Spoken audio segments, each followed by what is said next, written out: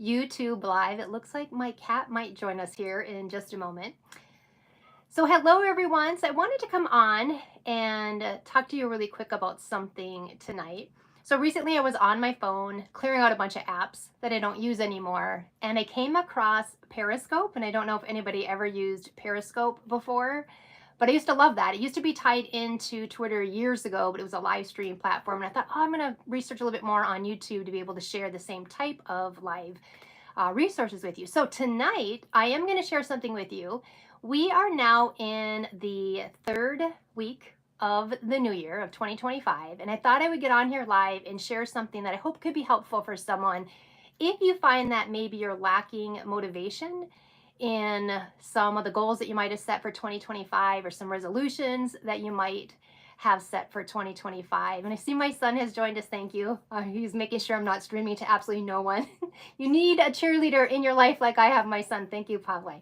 All right, so you guys, what I want to talk to you guys today about was a couple of things that are needed for anyone to be successful long-term in lasting change. So again, if you had a goal this year in 2025, maybe you had a goal to eat better, or maybe you wanted to exercise more. It could be a financial goal if you're looking to either save money, reduce spending. It could be any type of goal that you might have. So finances, maybe it was in your career, relationships, wherever that might be. And what I want to tell you is that for long-term change, there'll be two different things that's always required. So in helping somebody establish change in their life, there has to be autonomy and there has to be self-efficacy.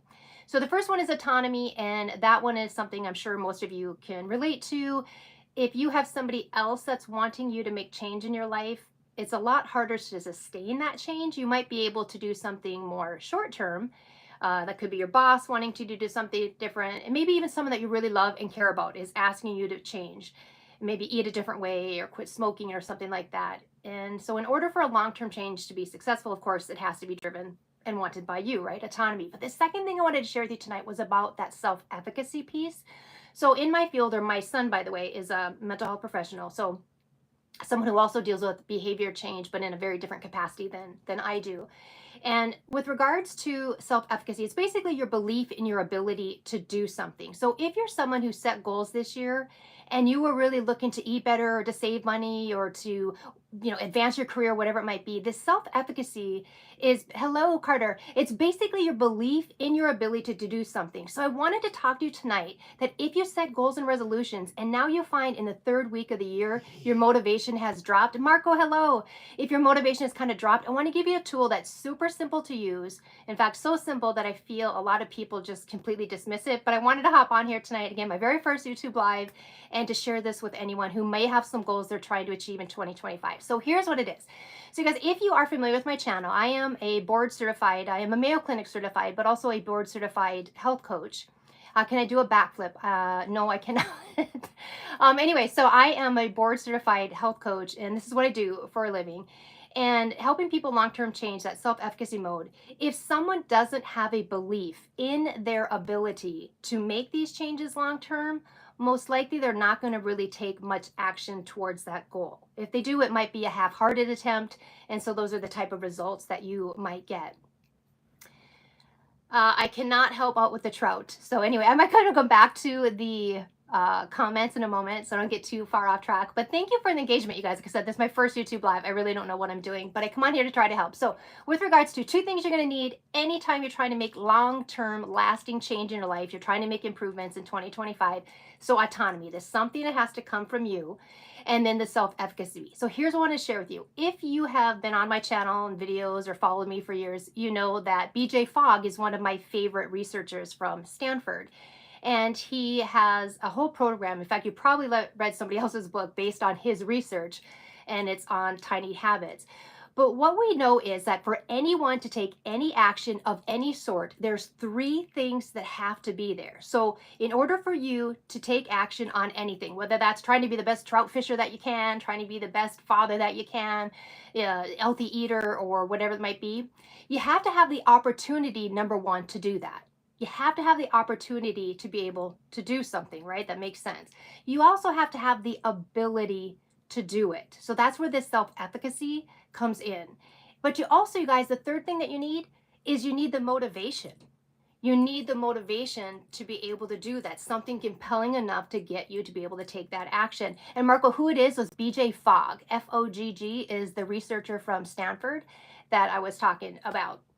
So for these three things, guys, where this can help, that if you find that you had all these goals for 2025 and you're lacking the motivation to take action, again, towards healthy eating or whatever that might be for you, what you want to do is look at those three things: your opportunity to do it, your belief in your ability to do it. So your ability as the self-efficacy that I mentioned, but also the motivation. And here's a strategy that you use. It's so ridiculously easy that people don't do it, but lower the bar.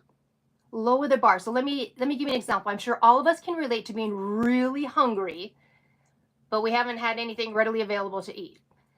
So who's going to be really motivated to go to the kitchen and spend a long, time, I don't know, hour cooking up a meal or something like? We don't, right? But we're motivated enough because we're hungry that we'll do something. I don't care if it's a bowl of cereal or whatever it is that you might end up eating.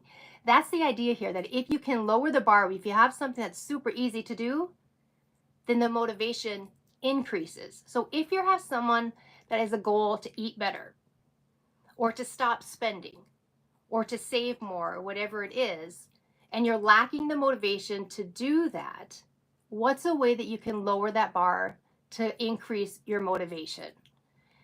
Super simple. And here's the deal, what I wanted to share with you is I feel a lot of people don't use this because they feel like if something is so insignificant, that I'm going to lower the bar that much, that this change is so insignificant that it won't matter.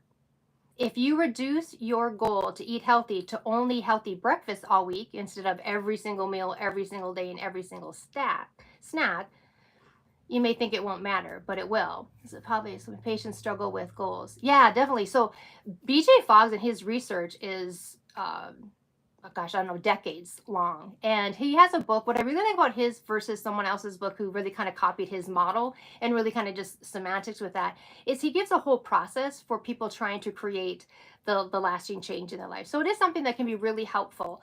So lowering that bar initially may feel like, how is this going to help me achieve my goal? What it does is it increases your self-efficacy. It increases your belief in your ability to do something. If you want to run a marathon right out the bat, can you run 26 miles? No, but can you run a half a mile? Can you run a quarter of a mile? Can you walk that? Whatever you feel yourself saying, yeah, I can absolutely do that. When your confidence increases in your ability to do something, what else does? Your motivation. So that'll get you to take action on that. So it's a super simple strategy, one that I know people will tend to dismiss because the action you take is a lot smaller than you might originally think that you need to have the outcome that you're looking for. So that's something else that I shared recently, I think in my last video as well, was the difference between outcome goals and process goals. And the difference that you'd be, and this is something I learned from Mayo Clinic when I was studying there. So the outcome goals are going to be the weight loss that you might be trying to achieve, or the money, the amount that you're trying to save, or the amount of debt you're trying to reduce, or whatever it could be. But the process goals are the individual behaviors that you're doing that would help you achieve those goals. And that's where you can see where these three things I just talked about from BJ Fogg, in order for you to take action on anything, you have to have the opportunity to do something, the ability to do it, and the motivation. So again, what I want to leave you with is anytime you're lacking the motivation to take action that you know, to do those individual behaviors that you know are going to be required to reach that goal, is look at what you can do to kind of lower that bar. If you're feeling any kind of resistance to exercising, maybe what you chose isn't compelling enough, or you find that it's too hard. So the minute you can reduce that barrier, what you'll find is that your motivation will naturally increase for you to do that. So that is what I wanted to share with everybody today. Again, super simple strategy. I hope you don't dismiss it. I absolutely love BJ Fogg's work. I love his book. If you are interested, you'll be able to find that. Tiny Habits. So let me see. I can go back to answer questions if there are any from anyone here. Probably I actually have 4 people. Welcome. I don't know who's here actually watching this live, but I appreciate you. Thank you. I just wanted to see how this all worked on YouTube and see how I might be able to help people in a different way than just the long form content that I usually create on my channel here. Let's see. That was good. If this is your first live, it is. And let's see. What is it? White trout. Oh, I had to need my glasses. White Trout Channel. Oh, you have a channel too. I should check that out. My brother was a master fisherman. He passed away unfortunately from pancreatic cancer, but he was salmon was his big thing. He would always do these salmon runs. He lived up in Alaska, so you probably would have enjoyed meeting him. Oh, Tammy's here. If it's this Tammy that I'm thinking of, that we are both day designer planners. Oh, I didn't realize there are actually people who are going to be watching this live. My son was on here just to support me while I was going live on this. So thank you, everybody. I don't know if anybody has any questions. I appreciate all you guys for showing up and supporting me on this live. I do hope what I shared was helpful, even though I was a little bit nervous and it probably didn't come across as well as I would like it to. So thank you guys so much for showing up. I hope you have an amazing night. Sorry to hear that. I catch trout in Ireland. I've been to Ireland many times. I used to work in the semiconductor industry, and Intel was one of my clients. So down in Dublin. Tammy, again, I think it's the Tammy, the only one that actually ever interacts with me on my channel. So know that I really do appreciate that, and I appreciate you guys so much. All right, you guys, thank you so much. I'm going to end this live, and maybe I'll do it again if this ever seems to be a form of communication that works well for everyone on the channel. Thanks, you guys, so much. I appreciate you, and I hope you have a great night.